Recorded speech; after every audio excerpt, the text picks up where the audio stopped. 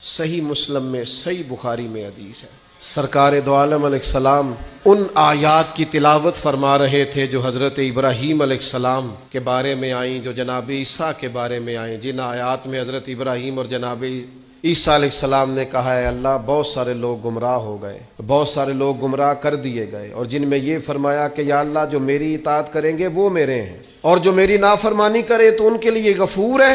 جب اپنی اپنی امت کے گناہ گاروں کا تذکرہ جناب ابراہیم اور حضرت عیسیٰ علیہ السلام جو کرتے ہیں اور قرآن مجید نے جس کا بیان کیا اس کو حضور نے پڑھا تو نبی پاک کی آنکھوں میں آنسو آ گئے۔ یہ مسلم شریف ہے، حضور روئے۔ اللہ کریم نے حضرت جبریل امین کو کہا جبریل جائیے میرے حبیب سے پوچھئے کیا معاملہ ہے۔ حضرت جبریل آئے، حالانکہ رب جانتا ہے، آ کے عرض کی یا رسول اللہ رب فرماتا ہے آپ رو رہے ہیں؟ تو کہا جبریل امت کے لیے رو رہا ہوں۔ آپ کی توجہ ہے میری بات؟ حضور امت کے لیے روتے ہیں نا، اللہ کرے امتی بھی کبھی نبی کے لیے روئے۔ کہا امت کے لیے رو رہا ہوں۔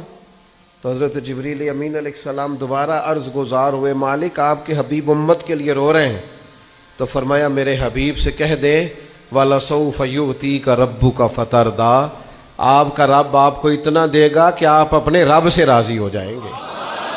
اللہ آپ کو راضی کر دے گا، محبوب امت کے بارے میں پریشان نہیں کرے گا۔